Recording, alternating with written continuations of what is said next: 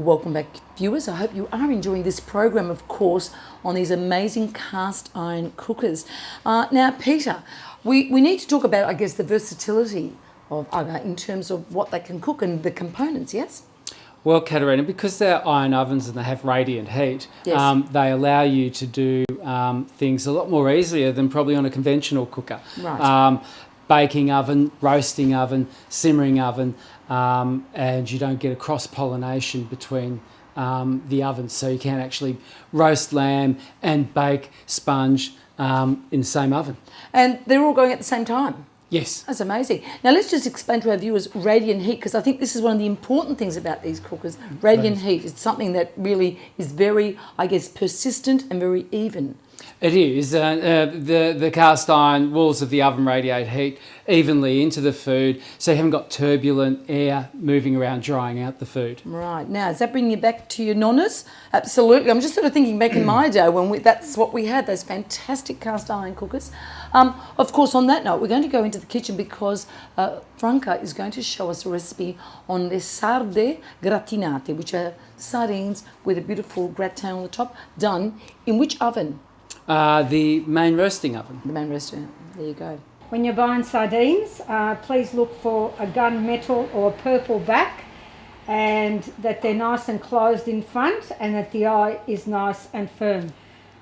If the belly has split and they're very soft sardine, obviously they've been lying there for a while, so therefore they're probably not the freshest ones to buy. So you can have them filleted by your fishmonger, but I actually prefer to fillet them myself, and I'll just show you the way I go about it. Okay, so first of all we cut off the head, tail, any little fins, and then I'll cut through the centre, the belly part, open it right up. Okay, so then I'll take out the middle bone by lifting it and by just helping it along with the knife, and then we wash this through. Try and get rid of all this sinews and skin that's in there.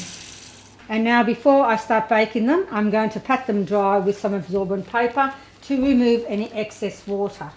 So we line the bottom of our oven-proof tray with some extra virgin oil, and we're going to brush it evenly with our brush so that they don't stick to the base and the oil just infuses through the sardine as they're cooking.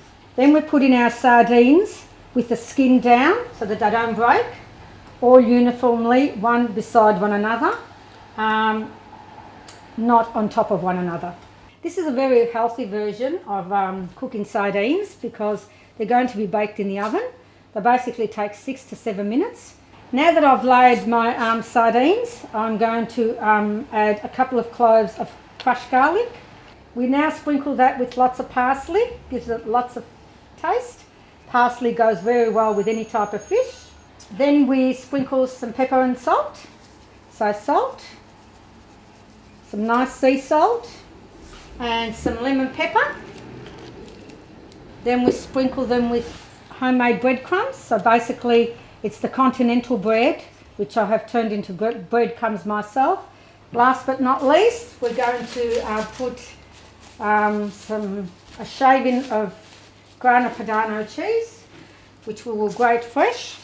I'm going to top it with a little of my own infused oil, which is a mixture of crushed garlic, extra virgin oil, some parsley and some peperoncino, just to give it a little bit of bite and to preventing the sardines from drying out.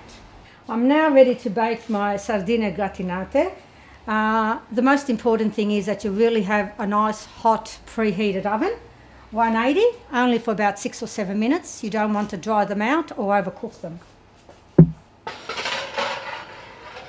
Okay, the fish seems to be sizzling away, so I guess they're ready.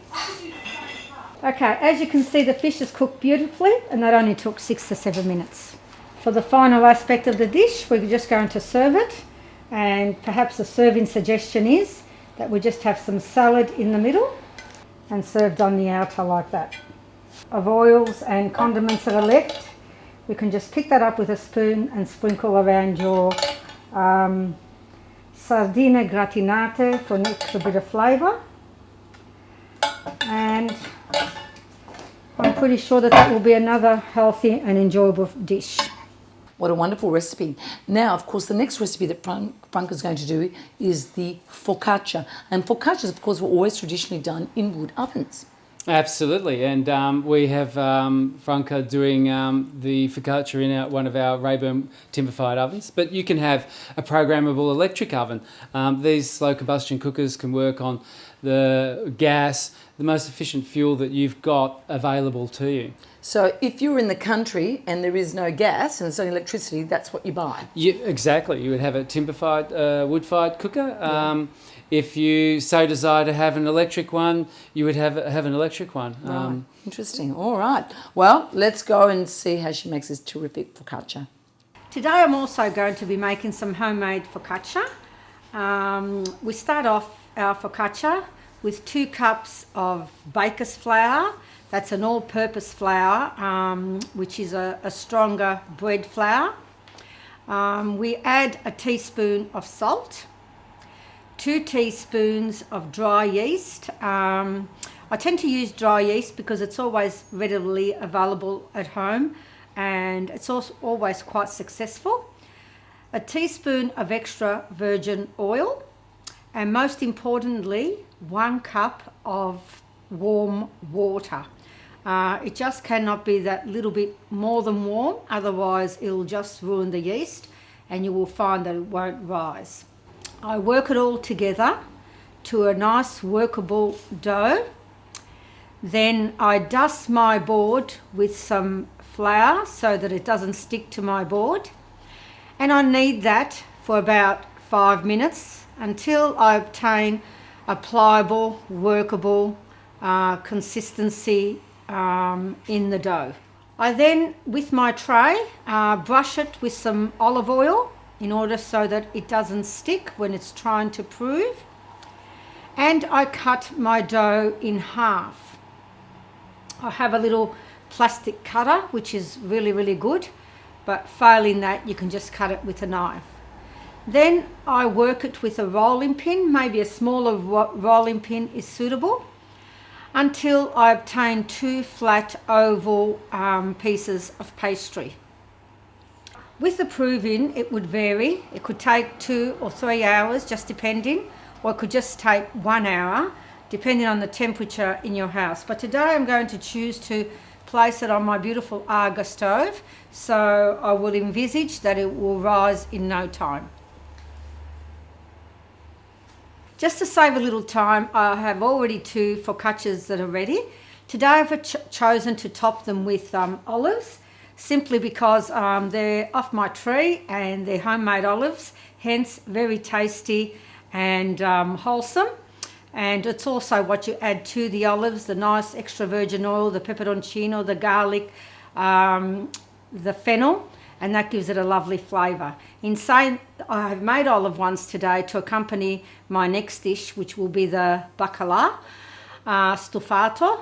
In saying that, you can top the focaccia with almost any imaginable thing you like. Today I'm also fortunate enough to be able to just go back in my childhood a little, where we used to use the wood fire ovens. So normally these focaccias would cook in a 200-degree preheated oven, but today we are fortunate enough to use the Rayburn wood fire oven, which I am sure I will have a fantastic result, and the flavour will also be something amazing.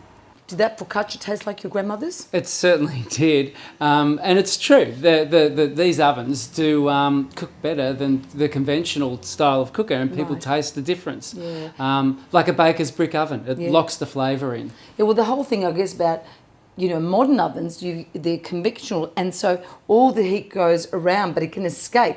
Whereas these cast irons actually retain the heat. This is what we're really focusing on, isn't it? Yeah, well, you don't need a glass door, because you won't lose all the temperature out of your oven when you open to have a look as well. So there's a lot of benefits with these old style well, there you cookers. go. And it makes me think of my nonna. All right, we're going to have a short break, and then we're going to come back to the last recipe.